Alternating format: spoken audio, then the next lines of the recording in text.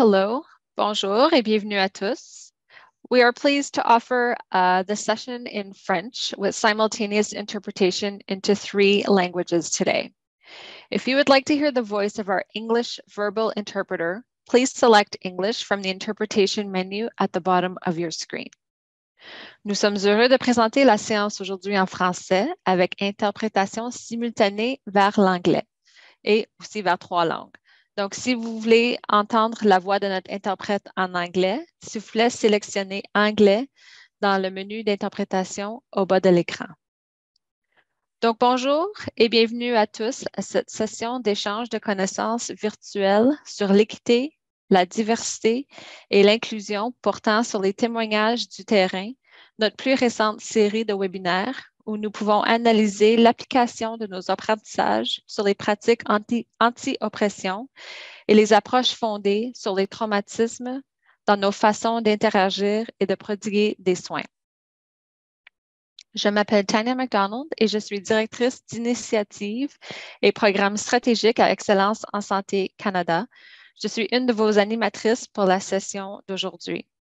Avant de commencer, sachez que certains outils peuvent vous aider à participer pleinement au webinaire. Donc, tel que mentionné en début de webinaire, nous sommes heureux de présenter la séance d'aujourd'hui en français avec interprétation simultanée en 3 langues. Si vous souhaitez entendre la voix de notre interprète en anglais, sélectionnez Anglais dans le menu d'interprétation au bas de l'écran. L'interprétation en langue des signes américaine ou québécoise est aussi disponible. Vous pouvez y accéder en cliquant sur le bouton d'interprétation dans votre menu Zoom qui se situe dans le bas de votre écran. Nous vous demandons également de cliquer sur le menu Options d'affichage ou View Options au-dessus des diapositives pour choisir la langue dans laquelle vous souhaitez afficher les diapositives pendant la présentation. Cette séance se veut un espace d'apprentissage et de réflexion. Veuillez noter que nous avons mis à votre disposition des ressources de soutien en français et en anglais pour vous permettre de discuter du contenu abordé et favoriser le bien-être de chacun qui sont présents aujourd'hui. Vous pouvez communiquer avec un service de consultation en tout temps pendant la séance et jusqu'à 3 heures après en appelant au 1-888-829-5815. Ce numéro a été ajouté au clavardage. Si le service est très sollicité, on vous demandera de laisser un message vocal et l'on vous rappellera d'un numéro privé. Vous remarquerez que la boîte de clavardage permet à tous les participants de discuter avec nos conférenciers seulement. Elle ne permet pas des discussions entre participants. Nous vous assurons que vos commentaires et vos réflexions sont les bienvenus à tout moment et notre équipe travaille en coulisses pour s'assurer que les messages clés soient transmis à l'ensemble du public. Comme nous avons un programme bien rempli avec nos conférenciers, nous n'aurons pas le temps d'aborder vos questions en direct aujourd'hui. Nous allons toutefois recueillir vos questions et commentaires et vous transmettrons les réponses après les webinaires. Enfin, notez que la séance sera enregistrée et que l'enregistrement sera envoyé par courriel et affiché sur le site web d'Excellence en Santé Canada dans les prochains jours. Donc, prochaine diapo. Nous vous remercions de prendre le temps de vous joindre à nous aujourd'hui. Nous allons tous apprendre ensemble avec un panel exceptionnel de conférenciers et conférencières. Si vous ne l'avez pas encore fait, veuillez répondre à notre question de sondage qui apparaît sur votre écran. Pour voir la question, s'il vous plaît, faire défiler l'encadré et n'oubliez pas de cliquer sur le bouton d'envoi afin de nous transmettre votre réponse. Donc, je voulais aussi souligner que nous réunissons tous et toutes en ligne aujourd'hui depuis divers endroits au pays. Je reconnais avec gratitude que je me joins à vous du territoire non cédé du peuple algonquin dans la ville maintenant connue comme Ottawa. Je suis privilégiée de vivre sur ce riche territoire entouré par la nature et surtout la rivière des Outaouais, dont je profite pleinement. Veuillez prendre un moment pour réfléchir au territoire sur lequel vous vous trouvez aujourd'hui. Si vous ne connaissez ni votre territoire de résidence ni son histoire, nous avons ajouté au clavardage le lien vers Native Land Digital. Prochaine diapo.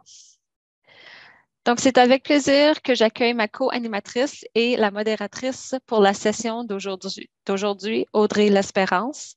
Audrey est professeure adjointe en gestion de la santé et des services sociaux à l'École nationale d'administration publique à Montréal.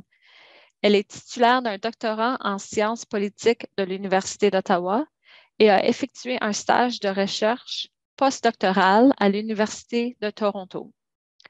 Son travail porte sur les partenariats avec les patients et le public dans l'écosystème de la santé et sur la mobilisation et l'intégration du savoir empirique et de l'expertise dans les processus d'élaboration de politiques dans le secteur de la santé. Professeure adjointe en gestion de la santé et des services sociaux, École nationale d'administration publique, ENAP. Son soutien et ses conseils ont contribué à la création de l'échange de connaissances virtuelles sur l'équité, la diversité et l'inclusion. Donc, bienvenue à Audrey. Merci Tania, merci pour votre accueil. L'échange de connaissances virtuelles sur l'équité, la diversité et l'inclusion a été conçu en partenariat avec un groupe consultatif coprésidé par Denise McQuaid et Carole Fencott, qui réunit diverses perspectives du système de santé, incluant celles des personnes ayant un vécu expérientiel, des organisations pan-canadiennes de santé et services sociaux et des conseils provinciaux de la qualité.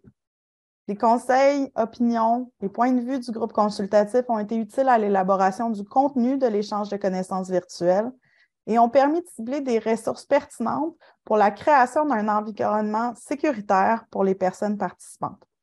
Comme ancienne membre du groupe consultatif, c'est vraiment un grand honneur d'être votre animatrice aujourd'hui et de vous présenter nos 4 panélistes. Lors de la première série de webinaires qui a eu lieu l'année dernière, Stéphanie Nixon et Ed Connors ont analysé le modèle de la médaille, de privilèges et de l'alliance critique, qui permet d'examiner les préjugés inconscients et les privilèges afin de favoriser l'action d'inclusion sociale. Plus récemment, une série axée sur l'engagement tenant compte des traumatismes à l'échelle individuelle et systémique a été présentée par Excellence en Santé Canada. Les enregistrements de ces séances se trouvent sur le site web d'Excellence en Santé Canada. J'aimerais remercier les membres du groupe consultatif pour leurs conseils et pour leur engagement à développer un contenu qui saurait faire réfléchir et éventuellement agir différemment. Prochaine diapositive. C'est avec plaisir que je vous présente les conférencières et conférenciers de la séance d'aujourd'hui. Nous allons entendre 2 études de cas, une de Médecins du Monde Canada et l'autre, Communauté soignante. Je vais vous présenter notre première panéliste, Ghislaine Rouly. Atteinte de 2 maladies génétiques orphelines et ayant vécu 3 cancers majeurs, Ghislaine Rouly évolue dans le milieu de la santé depuis sa naissance. Elle est active dans le milieu des services d'accompagnement de fin de vie depuis plus de 50 ans et a été membre du comité de gouvernance de l'aide médicale à mourir du Centre hospitalier universitaire de l'Université de Montréal en 2015. À la Faculté de médecine de l'Université de Montréal, elle participe depuis 2012 à des activités de mentorat, des cours d'éthique et à 3 cours sur les pratiques collaboratives.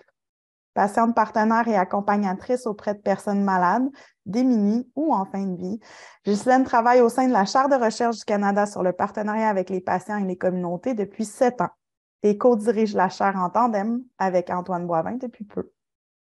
Ghislaine a cofondé le programme de recherche participative Communauté soignante sur l'intégration des pairs en soins communautaires, programme qu'ils nous présenteront aujourd'hui. Antoine Boivin est médecin praticien et titulaire de la Chaire de recherche du Canada sur les partenariats avec les patients et les communautés. Médecin de famille au Centre-Sud de Montréal, il a obtenu une maîtrise et un doctorat en recherche sur les services de santé au Royaume-Uni et aux Pays-Bas. Depuis les 15 dernières années, ses recherches portent sur l'engagement des patients et des citoyens dans les soins communautaires, la prestation de services de santé et la science et les politiques en la matière. cofondateur et co-directeur scientifique du Centre d'excellence sur le partenariat avec les patients et le public, l'un des plus importants organismes consacrés à la science et à la pratique du partenariat au Canada. Il est également co-directeur de l'unité de soutien SSA Québec. Pénélope Boudreau est infirmière de proximité et directrice des opérations nationales de Médecins du Monde. Munie d'un sac à dos, elle a sillonné les rues de Montréal depuis 2006 pour offrir des soins aux personnes en situation d'itinérance directement là où elles se trouvent, en collaboration avec différents organismes communautaires. Elle a aussi contribué à la mise en place d'une clinique médicale entièrement destinée aux personnes migrantes à statut précaire et au développement de projets navigateurs autochtones au sein de l'équipe de Médecins du Monde. Finalement, Farron Shore est un activiste trans et gay depuis les années 1970 qui se concentre sur une approche non binaire des relations humaines et de la présentation du genre. Après avoir passé 30 ans dans l'industrie de la mode et avoir survécu au sida, il a décidé de revenir à ses racines et de poursuivre une carrière de travailleur communautaire pair. M. Shore est actuellement responsable du projet de pair à Médecins du Monde. Je vous souhaite la bienvenue à vous quatre. Merci d'être avec nous. Laissez-moi commencer en vous demandant si vous pourriez nous en dire un peu plus pour vous, comme personne, comme équipe, mais surtout sur la manière dont vous soignez ensemble. J'aimerais vous donner la parole à Farron, peut-être pour commencer. Bonjour, Farron. Bonjour. Peux-tu répéter pour moi la question? Je n'ai pas entendu. Bien sûr. Je me demandais si vous voudriez nous parler un petit peu de vous, comme personne, mais aussi comme équipe, sur la manière dont vous soignez ensemble, vous et Pénélope. Ah, OK. Mais je pense que je vais commencer avec ce qui est plus commun. Et ça, c'est notre regard humaniste envers nos patientes et notre travail. C'est quelque chose qui est vraiment unique dans cette équipe que je travaille avec chez Médecins du Monde. On a un respect pour les personnes et pour les limites et les capacités des personnes qu'on travaille avec, qui est hors le commun. On met toujours la personne de l'avant. C'est notre première considération quand on travaille avec les gens. C'est quelque chose qui est pas nécessairement très visible pour le monde autour, mais dans les relations d'aide, cet lien de confiance, cet engagement personnel avec le patient, c'est vraiment le clé de faire un accompagnement ou un soin qui est de qualité et qui est vraiment un collaborateur pour améliorer la qualité de vie de la personne. Tout à fait. Merci. Pénélope, est-ce que vous auriez envie de partager un peu comment vous et Farron, vous travaillez? Dans quel contexte? Bonjour à tout le monde. En fait, moi, j'ai commencé à travailler à Médecins du Monde comme infirmière de proximité avec un sac à dos dans la rue en 2006. On a toujours pensé que les soins étaient les personnes qui avaient le plus besoin de soins, les personnes qui expérimentent régulièrement des barrières d'accès à la santé, étaient pas nécessairement bien rejointes par les gens, les personnes, le personnel soignant des hôpitaux, des cliniques médicales. Donc, on a fait du travail de proximité en collaboration avec des organismes communautaires à Montréal. Fait qu'aller où les gens sont, où ils consomment, où ils travaillent, dans leurs espaces de socialisation. Puis, on allait avec des travailleurs de rue. Depuis 4 ans, un petit peu plus de 4 ans, on a la chance de travailler maintenant avec des navigateurs autochtones, des pairs en prévention des surdoses, des pairs qui ont un parcours migratoire. Fait que les personnes comme Farren, qui ont une expérience, un vécu, une connaissance de la santé beaucoup plus large que ce que nous, les travailleurs en santé avec des diplômes, puis une vision très médicale de la santé, très traitement, très médicament. L'arrivée puis la collaboration avec les pairs, puis définitivement la collaboration avec Farren depuis 2 ans nous a permis à l'équipe qui était des infirmières, des travailleurs sociaux, des médecins bénévoles, d'ouvrir notre vision de la santé, puis comme de cette façon-là, de mieux répondre, de mieux comprendre, d'offrir un espace qui était plus accueillant, qui répondait mieux aux besoins des personnes que nous, on voit, qui sont autant des personnes en situation d'itinérance, des personnes qui consomment des drogues, des personnes qui font le travail du sexe, des personnes autochtones en milieu urbain ou des personnes migrantes à statut précaire qui n'ont pas accès aux soins. Fait que cette collaboration-là, maintenant, notre équipe à Médecins du Monde est multidisciplinaire, mais pas comme on l'entend dans les milieux de santé, comme à l'hôpital, avec tous des grands titres puis des personnes qui ont un parcours académique incroyable.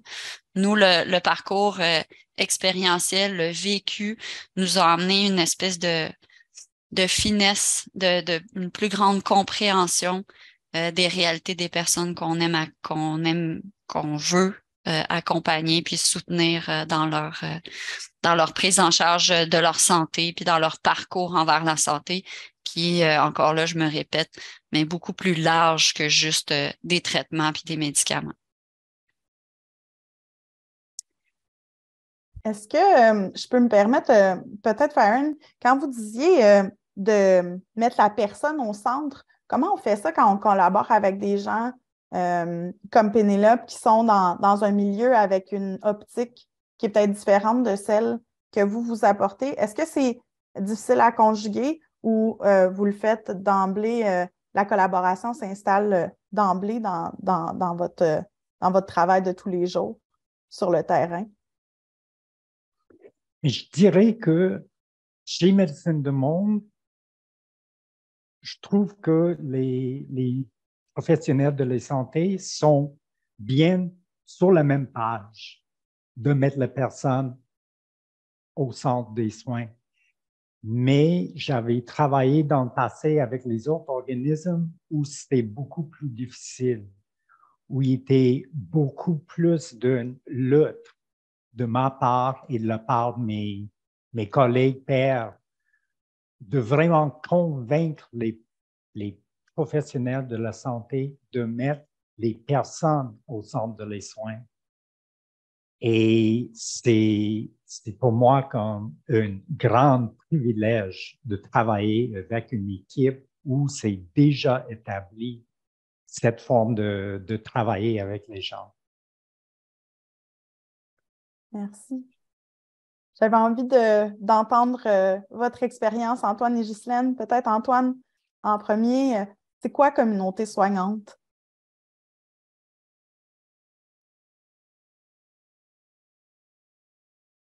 Pour mettre en contexte, moi, je travaille dans une clinique ordinaire de médecine familiale à Montréal. On est quand même une assez grosse équipe, presque 50 professionnels de la santé, médecins, infirmières, travailleurs sociaux, psychologues. On est dans un quartier de Montréal où il y a de grandes inégalités sociales et de santé, beaucoup d'itinérance, consommation de substances, pauvreté, des familles monoparentales, des aînés vivant seuls. En théorie, la clinique est ouverte à tous, mais en réalité, il y a 25% des membres de notre communauté qui n'ont pas accès à la clinique et qui ne sont pas inscrits à un médecin de famille.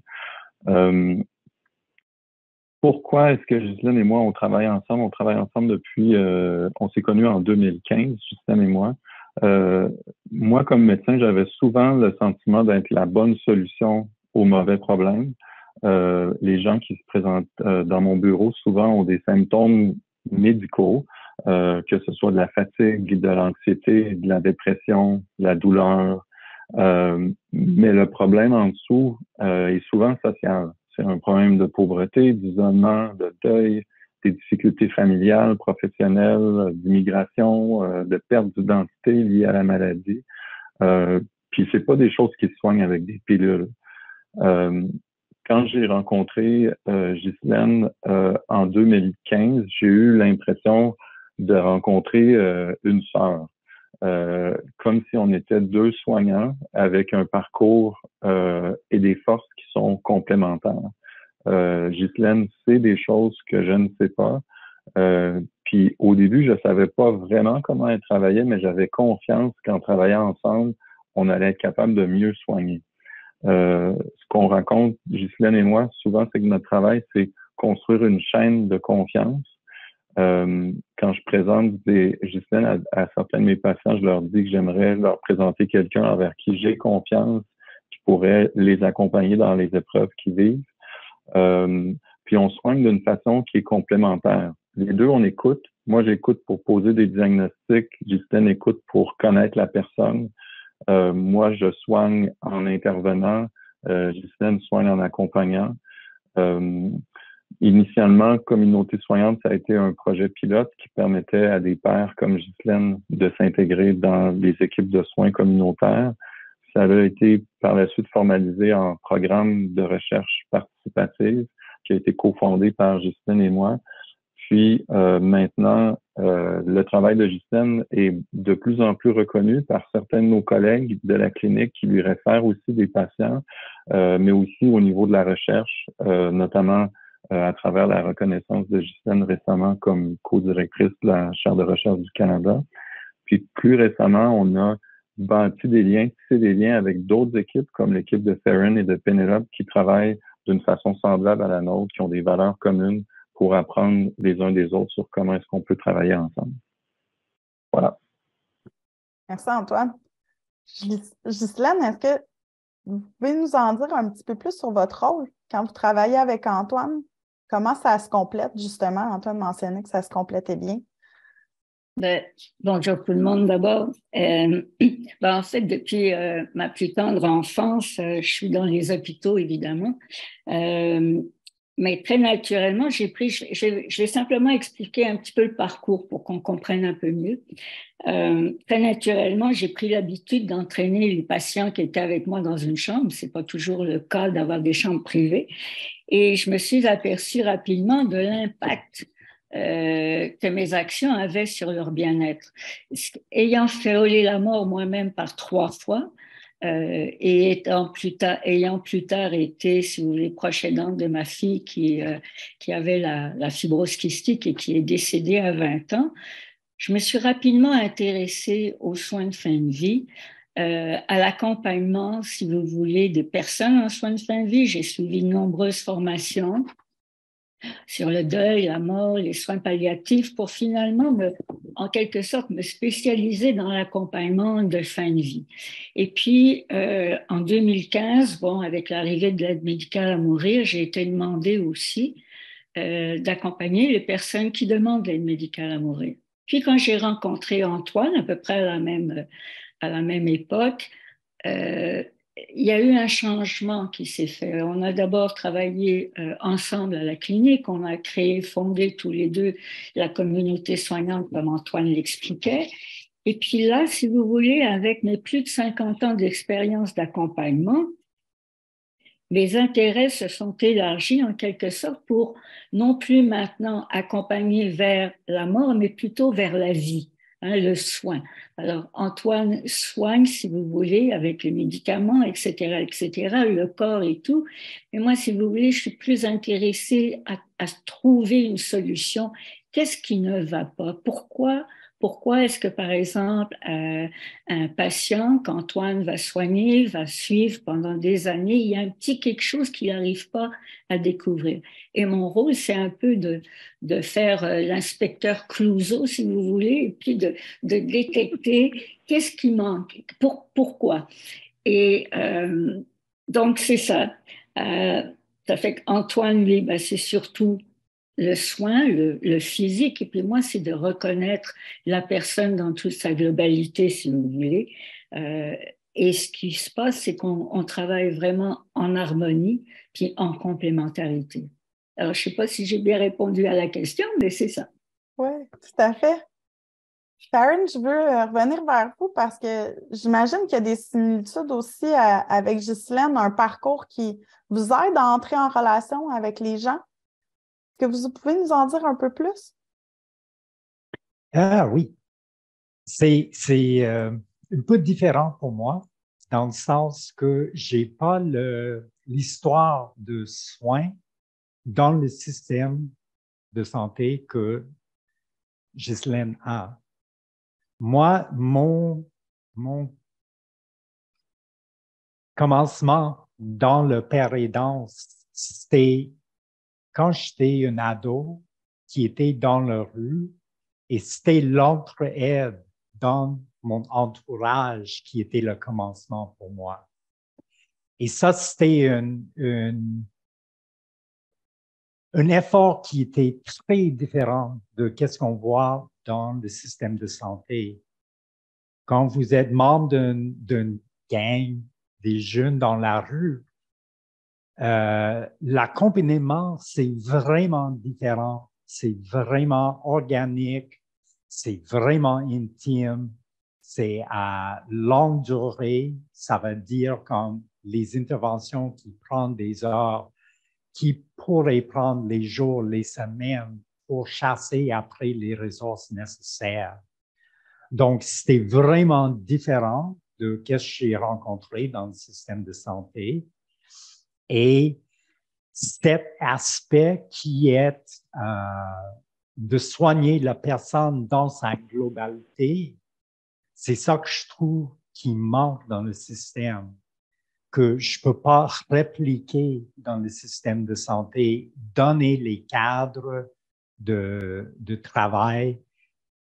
C'est pas possible de rester 6 heures avec une patiente quand ils ont besoin de ça. Donc, oui, il y a une similitude dans nos expériences, mais il y a aussi des choses qui différencient les expériences de moi et Ghislaine. Merci. Je me demandais, Pénélope, peut-être même Farron, vous pouvez compléter, mais qu'est-ce que ça amène quand vous allez vers les gens à deux, fort des deux perspectives? L'intervention, elle gagne quoi d'arriver avec cette collaboration-là, d'intervenir à deux ou à plusieurs? Ben, j'ai envie de dire que le grand plus est au départ pour l'équipe parce que ces moments-là d'échange où on partage ensemble, où on fait des réunions d'équipe ensemble, où on apprend le point de vue, puis on challenge nos propres points de vue, notre propre façon de voir. Fait que la première grande force de cette équipe-là, c'est toutes nos connaissances, nos compétences, notre expérience qui est différente, puis on se transforme. Fait qu'on devient, nous, des meilleurs intervenants. À collaborer ensemble, puis on s'ouvre, c'est une pratique réflexive où ce qu'on se remet en question, où ce qu'on a appris, puis comment le faire.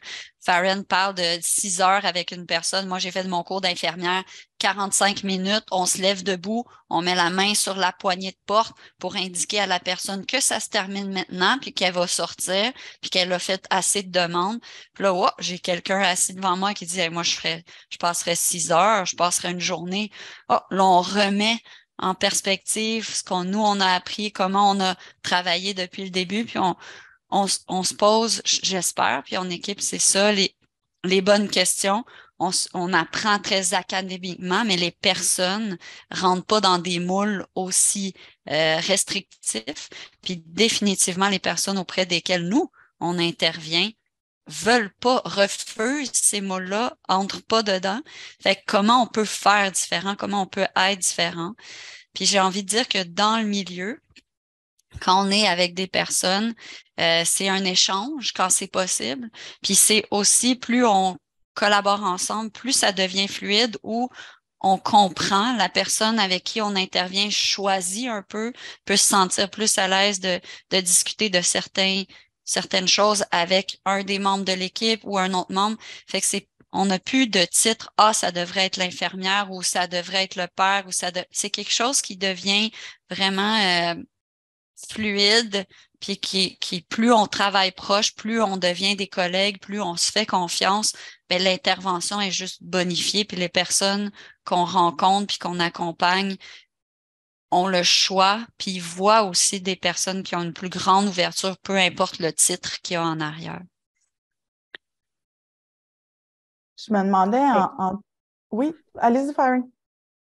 Mais pour faire le pouce sur ce que Pénélope dit, je pense que cet élément d'échange, d'avoir comme deux personnes devant le patient qui a des perspectives différentes et qui se dialoguent là-dessus, laisse l'espace pour le patient aussi de rentrer dans la conversation, dans la préparation, dans le processus décisionnel avec aise. C'est pas intimidant de faire face à les professionnels de santé qui sont eux-mêmes dans une diversité de perspectives et qui laissent la place pour le patient à sa propre perspective et sa propre mot là-dessus.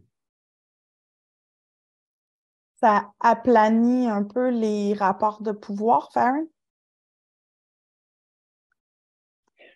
Oui, je pense définitivement, une des choses qui est vraiment particulière de Médecine du monde, c'est l'engagement de la patient.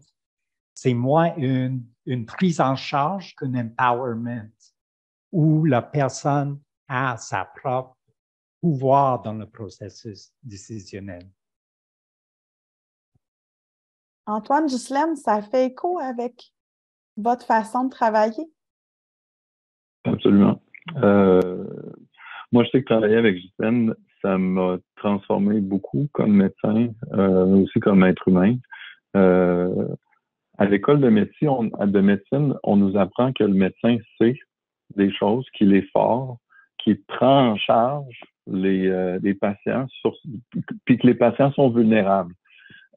Puis en plus, en médecine familiale, on nous apprend qu'on est la première ligne, les premiers soignants.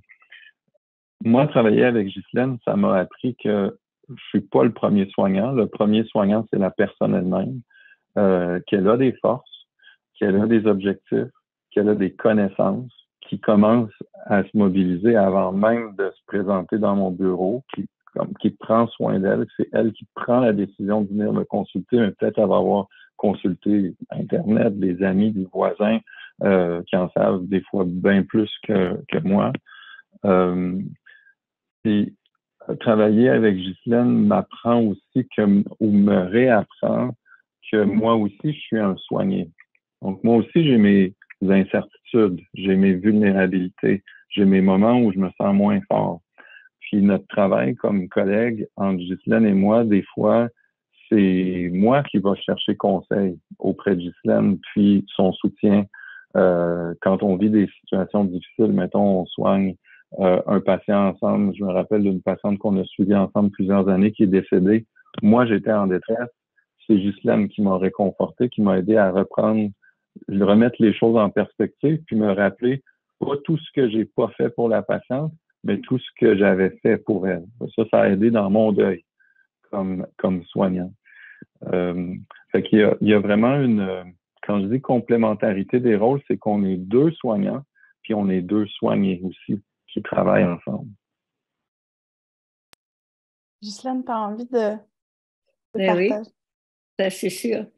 Moi, j'ai jamais voulu véritablement adhérer à cette idée qu'on est des gens vulnérables, qu'on est fragile, qu'on a besoin d'être sauvé, pris en charge, etc. Je me suis jamais considérée non plus comme une victime, peu importe ce qui arrive dans la vie, que ce soit la maladie ou d'autres choses. J'ai mon mot à dire puis j'ai un sale caractère, ça se voit du reste, mais bon. J'ai des choix à faire, des décisions à prendre, et ça m'appartient. Et j'ai toujours, en fait, été patiente, partenaire de mes propres soins. Puis plus tard, je suis devenue une patiente partenaire presque officielle, on va dire. Mais si tu veux, c'est de mettre nos savoirs, les savoirs ensemble, les savoirs scientifiques d'Antoine et mes savoirs expérientiels de la vie avec la maladie, mais pas que toutes mes connaissances, les autres connaissances, qu'on n'est pas que des patients, avant toute chose, on est des citoyens. Et ce qui fait la force, en fait, de notre équipe, à Antoine et moi, je dirais, et puis aussi à Pénélope et Farron, je crois, c'est de reconnaître que par moments, les rôles sont inversés. Et de prendre également, de reconnaître les valeurs. On a les mêmes valeurs. Dans notre manière, si tu veux, d'aborder les patients, avec beaucoup d'humilité et beaucoup d'humanité. Je pense que c'est ça où on se retrouve, les deux équipes. Premièrement, c'est dans cette passion que l'on a de l'autre, la passion de l'être humain qui est en souffrance, la passion aussi, on a des valeurs qui se rejoignent dans les deux équipes. L'humilité aussi, on ne se prend pas pour d'autres. Moi, je ne me prends pas pour un médecin. Antoine ne se prend pas pour un président ou quoi que ce soit. On a cette humilité de reconnaître nos limites aussi, mais de reconnaître aussi toutes les valeurs que l'on a et les connaissances que l'on a et qu'on peut mettre à contribution. Si on met nos deux équipes ensemble, on va faire de véritables petits miracles. En tout cas, moi, j'en suis certaine. Je me demandais, en vous écoutant, peut-être Pénélope et Farron, pouvez-vous nous parler d'une journée typique? Ça ressemble à quoi travailler ensemble pour vous? Y en a-t-il une journée typique? J'ai l'impression qu'il n'y en a pas. Mais je pense que c'est la même question. Je vous poserai aussi à Antoine et Ghislaine. Peut-être Farron et Pénélope en premier? C'est vraiment difficile à répondre à ça. Il n'y a vraiment pas de typique pour nous. J'imagine que le travail qu'on fait sur le terrain, c'est peut-être un bon point de départ parce que tout qui passe dans le bureau, des réunions, des comités et tout ça, ça n'implique pas les patients. Mais quand on est dans la rue ou avec les cliniques mobiles plutôt, le journée typique, c'est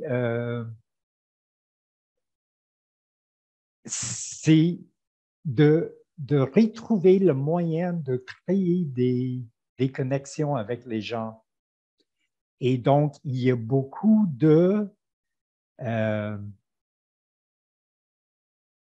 pour avoir un sens de l'environnement, comment la personne se positionne dans l'environnement, comment la personne réagit à les différentes choses, pour avoir une idée de c'est quelle approche que je veux prendre. On utilise les choses comme les dépistages, la distribution de matériaux de consommation comme un outil pour engager les personnes. Mais ce n'est pas notre seul outil et ce n'est pas nécessairement les soins médicaux qui est prioritaire. Parce d'un point de vue qui est plus holistique, c'est aussi la relation d'aide qui est primordiale quand on travaille sur le terrain avec les personnes qui sont marginalisées. Donc, cette idée de créer les liens de confiance, c'est vraiment notre premier concern quand on est sur le terrain. Et de rassurer les personnes, de valider qu'est-ce qu'ils sentent, qu'est-ce qu'ils veulent exprimer et d'assurer qu'ils sont bien entourés par notre équipe. Donc, après cet contact, il y a le référencement à faire, il y a d'autres choses à faire, mais ça, c'est vraiment le clé parce que c'est vraiment une situation où on dit que la santé est beaucoup axée sur la personne et la dynamique entre les personnes et son environnement, son entourage, son famille. Donc, on est axé sur l'environnement et la dynamique de comment cette personne existe dans l'environnement. J'ai l'impression que ça passe par la relation d'abord et avant tout. Je me trompe, Pénélope? Par la relation, puis on parlait tout à l'heure là, de la personne au centre de. Si on va rejoindre les personnes où elles sont, on peut pas avoir de journée typique parce que le terrain est toujours différent. Les débuts de mois, les fins de mois, le passage de la police, de la drogue qui était contaminée, un décès dans la communauté. Tout a un impact sur les personnes, leur réalité, comment ils nous reçoivent, comment ils vont nous accueillir, c'est quoi leur vision de leur santé ou de leur présence aujourd'hui dans ce moment-là qui est présent parce que les personnes que nous, on rejoint vivent vraiment dans le moment présent. Elles doivent manger, elles doivent trouver à se loger, elles ont des personnes autour d'elles qui vont pas bien. Fait qu'on se projette rarement. C'est Farren, j'ai des quotes de Farren régulièrement dans ma tête, là, dans la rue. Une vie, c'est une journée, c'est une vie, demain, ça sera une autre vie. Fait qu'on pense à aujourd'hui. Fait que notre travail à nous, en fait, le travail de l'équipe, c'est de s'adapter à ça. Fait que d'arriver juste avec pas d'attente, en fait. On arrive puis on accueille les personnes dans leur moment présent avec où elles veulent s'en aller. Puis moi, mon travail à moi, je suis plus sur le terrain, malheureusement. Mes patients à moi, c'est l'équipe de Médecins du Monde. On a une belle grande équipe d'une vingtaine de personnes. Puis l'équipe aussi arrive chargée de tout ce qui se passe sur le terrain, dans la vie personnelle qui se mêle à la vie professionnelle, l'impact les collègues, le vécu au niveau du travail, au niveau des personnes qu'on accompagne. Fait que si je pense que c'est ce qui nous rejoint toutes les personnes de l'équipe de Médecins du Monde, c'est justement le fait qu'il n'y en a pas de routine. On est là, puis on s'adapte, puis c'est ça qui nous garde en vie, puis motivés. Puis malheureusement, on veut, depuis le début, on dit que Médecins du Monde devrait disparaître. C'est pas normal d'offrir des soins en dehors du système de santé au Québec, au Canada. Il y a des hôpitaux, puis on doit constater qu'il y a des gens qui, malgré les hôpitaux, ont pas accès. Puis c'est pour ça que nous, on existe. Fait que c'est une grande injustice. Mais de se battre aussi, de combattre ça, ben c'est aussi un moteur pour continuer, puis c'est quelque chose qui nous rassemble. Ghislaine, je me demandais, y a-t-il une journée typique pour vous comme équipe, Antoine et vous? Pas vraiment. Pas vraiment parce que c'est un travail de relation. Bon, puis mis à part, comme dirait Farren, de tous les rencontres, les comités, etc., mais quand les journées typiques que j'appelle de clinique, disons, il n'y en a pas.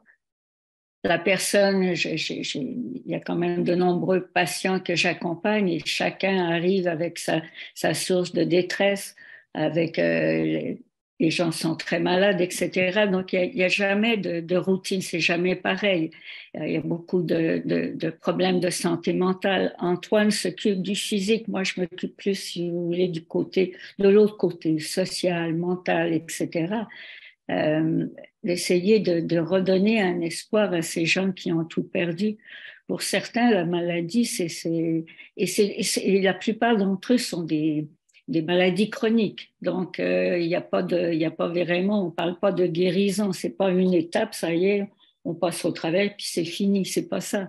Et puis il y a l'âge, et puis il y a toutes les conditions. Est-ce que la plupart des patients que j'accompagne sont des patients qui vivent dans une précarité, ils ne sont pas dans la rue, mais tout juste. Et des fois, je me dis, ils seraient mieux dans la rue. C'est horrible à dire, mais c'est pourtant comme ça. Parce qu'au moins dans la rue, ben, il y a Médecins du Monde, il y a des organismes, etc. C'est pas une solution, c'est pas ça que je veux dire, mais c'est à ce point, il y a des choses, il y a des injustices aussi. Ce qui fait que chaque jour, si vous voulez, de clinique est une expérience en soi, est unique. Et ça, on doit, en tout cas, moi, je dois me préparer psychologiquement à accueillir la détresse de l'autre sans en être trop affectée. Mais c'est sûr que, bon, il y a quand même des choses qui restent, qu'il y a un impact. Et puis, ça rebondit aussi. Donc, c'est pas quelque chose qu'il faut prendre à la légère. Je suis pas là ni pour prendre la place de qui que ce soit. Je suis pas une psychologue, je suis pas une professionnelle de la santé, je suis pas une travailleuse sociale. Je suis une père accompagnatrice qui a suivi des formations, qui a, bon, de nombreuses années d'expérience. Mais en même temps, si vous voulez, on a quelque chose qui... Le travail que je fais, c'est un travail qui est naturel, que l'on fait depuis que l'homme existe. Hein, l'entraide. Et puis chez nos citoyens autochtones, avec les elders, si vous voulez, c'est un peu ce rôle-là, le rôle. Et puis le village que j'ai, c'est un peu un rôle de grand-mère, de cocoonage, de tout ça. Alors, il n'y a pas de journée typique. Antoine? Ben, notre guide dans notre travail, à Ghislaine et moi, je pense que ça rejoint beaucoup la philosophie de soins de Theron et Penelope, c'est d'accompagner la personne dans l'atteinte de ses objectifs de vie à elle, à son propre rythme. Puis objectifs de vie, c'est pas nécessairement les objectifs pour dans 20 ans, ça peut être les objectifs pour aujourd'hui ou pour la semaine prochaine. Puis des fois, ces objectifs de vie-là, même si elles s'expriment dans un milieu de soins, n'ont rien à voir avec les soins médicaux. Souvent, ça peut être quelqu'un qui est dans mon bureau qui a eu un diagnostic de cancer incurable, puis son objectif de vie à cette étape-ci, c'est reprendre contact avec sa famille, avec qui il a coupé les ponts depuis 30 ans, ou faire un jardin pour l'été, ou puis c'est créer l'espace pour accompagner les gens dans ce parcours-là. Ça nous demande de créer d'autres façons de soigner qui sont pas habituelles dans le système de santé. Notre façon d'avancer depuis le début, c'est de se dire que si c'est pas interdit, ben on va l'essayer. Fait que on avance prudemment, un pas à la fois. On gagne la confiance progressivement de nos collègues en premier, puis des autres gens avec qui on travaille. Ça a été un travail de longue haleine. Juste faire accepter l'idée que Ghislaine travaillait au sein de la clinique, c'était pas du tout évident. Au début, tout le monde avait peur.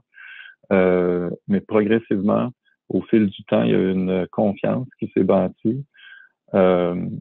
Puis on a tranquillement bâti des alliances qui nous ont permis d'être de plus en plus forts. Une des opportunités qu'on a eues dans notre clinique, c'est l'intégration de Ghislaine dans les rencontres hebdomadaires de l'équipe de soins pour discuter des cas complexes.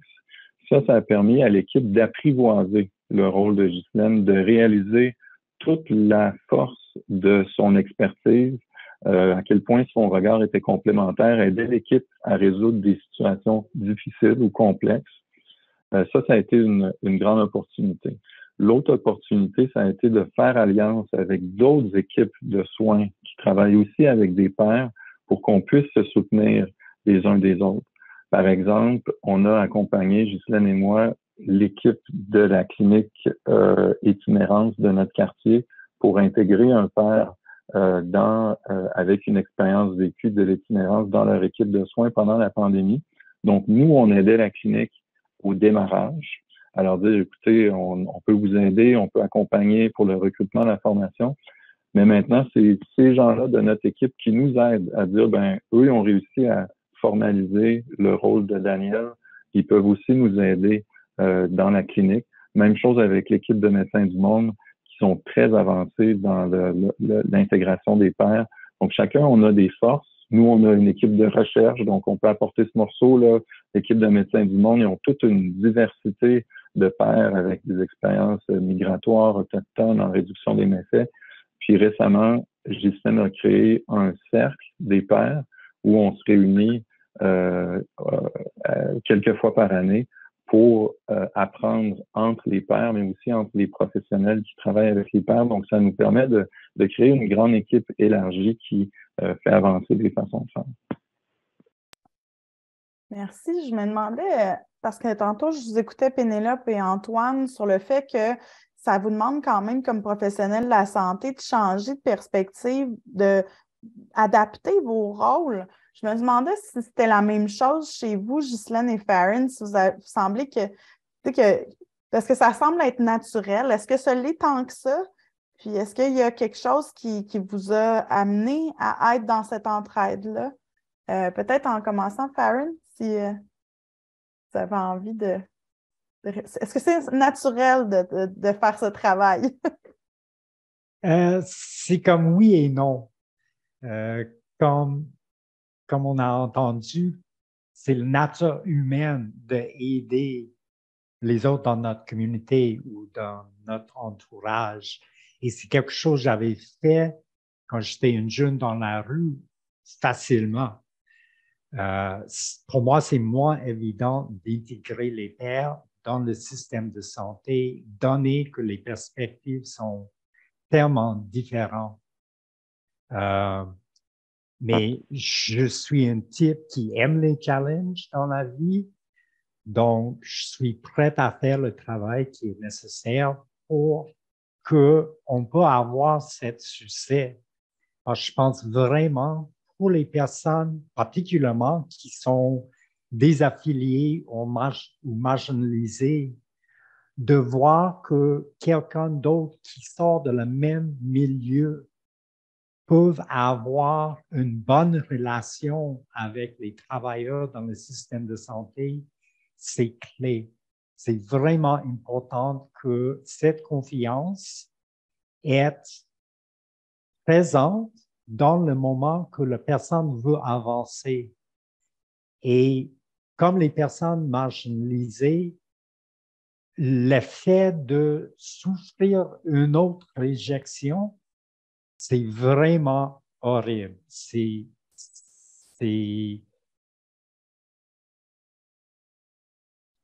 ça qui rend la personne aussi difficile à connecter avec, et c'est ça qui est une des majeures barrières pour rentrer les personnes dans le système de santé.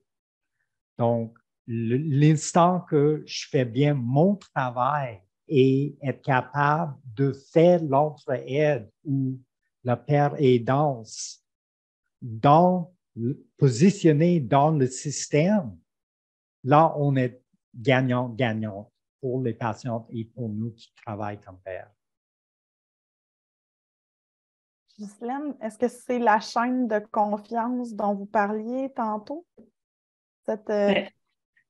Disons que pour moi, c'est sûr qu'il y a d'abord une chaîne de confiance, mais comme le dit Farron, on ne peut pas aller à l'encontre de l'autre.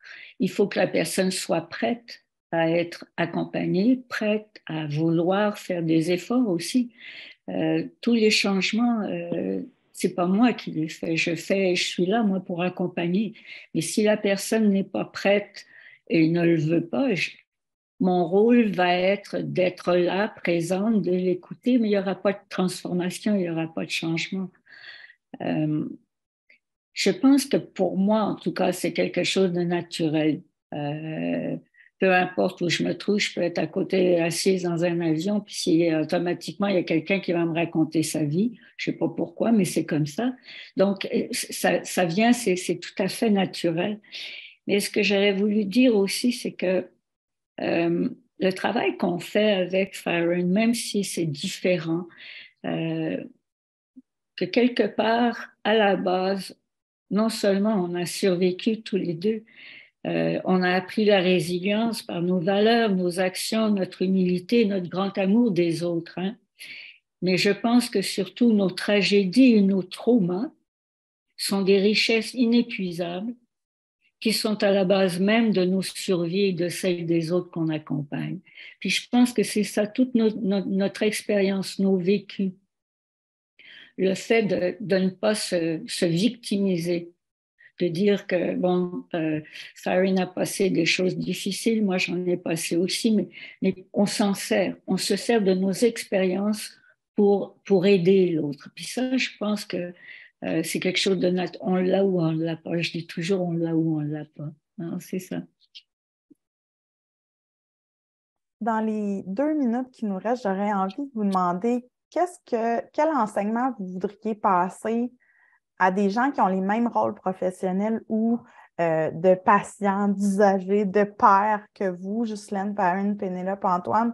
Je me disais, si on avait à passer au suivant, ce serait quoi le message que vous donneriez à quelqu'un qui a un rôle professionnel ou personnel comme le vôtre? Peut-être Pénélope en premier? Mais mon conseil, ouais, ça répond aussi à la question qui était adressée à Ghislaine et Farren.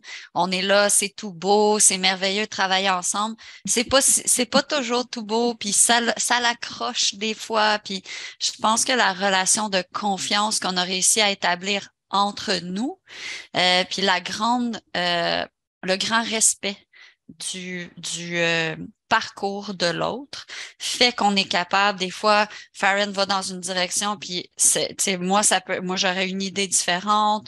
Je sais que Farren, des fois, il entend des affaires, puis là, il trouve ça trop médical encore. Voyons, il faut ouvrir encore.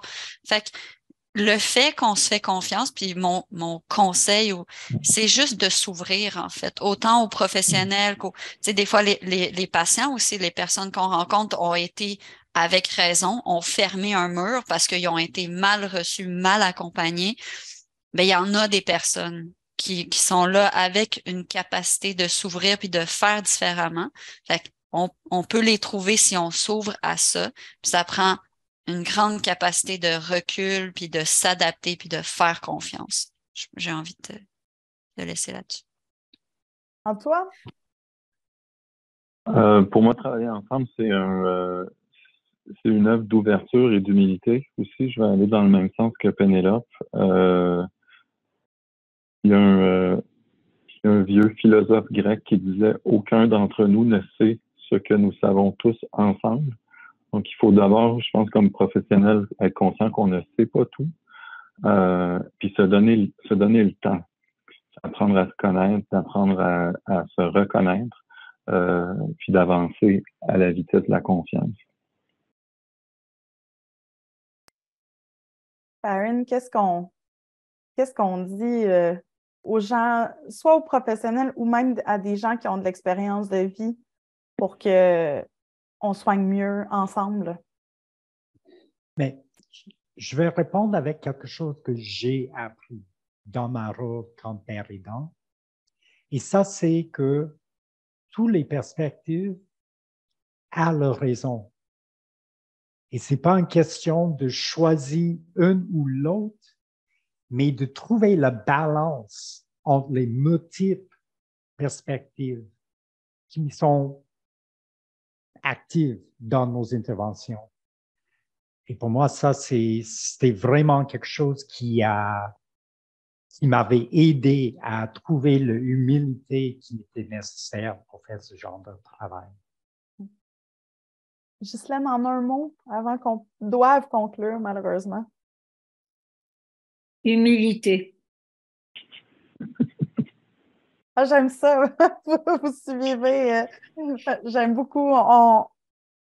Je veux vous remercier encore une fois d'avoir partagé vos expériences, vos projets. Si vous voulez en savoir plus sur le travail de Médecins du Monde ou de communautés soignantes et de la chaire, je vous invite à aller sur leur site Internet respectif. Il y a beaucoup d'informations, puis il y a probablement aussi des éléments qui pourraient vous aider dans vos propres contextes.